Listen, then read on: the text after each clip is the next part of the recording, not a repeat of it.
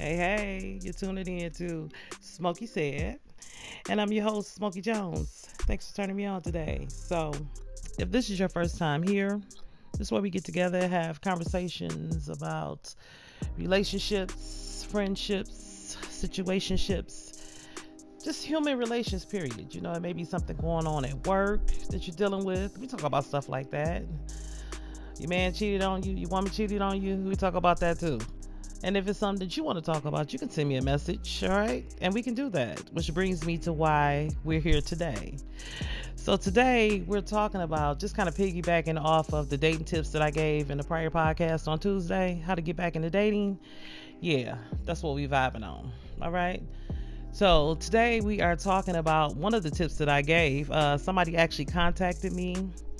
She said, Smokey, you said don't drink when you go out on a date. Why not? And she said it like that, y'all. Why not? So I spoke with this young lady, and she said, you said when you go out on a date, Smokey, that you shouldn't drink. I can drink when I go out. I can handle my alcohol. I know how to handle myself. And you didn't say why. Okay, so forgive me for assuming that you all know why. So I'm gonna break it down for you, all right? That's what we doing here. This is like part two. Okay? So this is part two to getting back into dating. For those of you who need to know why you shouldn't be drinking when you go on a date. One of the reasons why you shouldn't be drinking is because you're probably gonna have loose lips, okay? You're probably gonna be sitting on that date giving out too much information. You got to give information in stages when you meet people. You just can't just put it all out there first. I mean, some people do that, and I mean, if that works for you, that's fine. But that's normally not the best way to go. Just putting it all out there on the first date. Now, before y'all get started talking about Smokey told me to go on my date and lie, I'm not telling you. I'm not telling you to go on a date and lie, okay? But some of y'all give out too much information when y'all start drinking. Y'all start giving out addresses, credit scores, social security numbers, driver's license numbers. I mean, y'all start giving out pertinent information. Y'all get real comfortable real fast. So that's what I mean by you probably shouldn't be drinking when you're first meeting this stranger that you're going out with, okay? So don't be walking around telling people, Smokey told me, Smokey said that I should lie when I go on my first date. That's not what I'm saying. I'm telling you that you need to be sober so you can give the right information out at the right time. Is it okay for me to move on to number two? I'm gonna move on to number two, okay? All right. Second reason why you should not be drinking when you go out on that first initial date is because you may end up doing something that you really didn't mean to do. You know what I'm talking about. You'll wake up somewhere and don't know where you at. Don't know who you with. He look different now, don't he? Because you was drunk last night. That's the second reason why you shouldn't date. Waking up somewhere that's not home with somebody you don't even know. And let's be clear, if you do wake up somewhere unfamiliar with somebody you don't know and you're waking up, that's a blessing all in itself, okay? Because you didn't have to. But anyway, that's a whole nother show right there too. Let's stay on track. So what do we say? Number one, when you get drunk, you talk too much.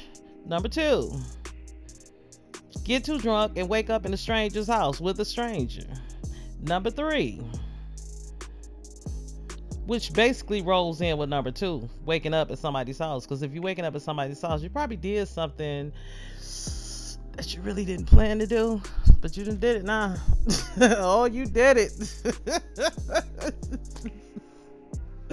You know what I'm talking about, that adult thing. Relations. I gotta keep it clean, y'all, okay? You know what I'm talking about. You woke up somewhere with somebody and did something you didn't mean to do. Did all kinds of stuff you didn't mean to do. Well, I guess you might have meant to do them because a drunk never lies. But see, that's reason number four. Let's go there. A drunk never lies. I'll tell you another story that happened to me. I was out at a bar one night, met a guy, we were partying, okay? So me and this guy started talking and we were drinking and having a great time, and there was like a Coney Island next door. He said, how about I go and get us something to eat? I was like, okay, cool, that's cool. So he went and got us something to eat, and we was sitting outside eating. It was a nice summer night, and he posed a question. Now remember, I'm intoxicated, okay? He said, what if I told you that I wasn't packing. Y'all know what I mean by packing, right? She said, what if I told you I wasn't packing? I said, what do you mean? Because I was trying to figure out how we even turned down this street. Like, I just met you. We're just eating Coney Island outside. Why are we talking about you packing? But hey, he said it, so. He said it again. What would you do if you got involved with me and you found out I wasn't packing? You know what I said? This is what the drunk Smokey said. I said I would cheat. Yes, I said it. Smokey said it. I said I would cheat if I found out that you weren't packing. Now, that was a little too honest, I guess.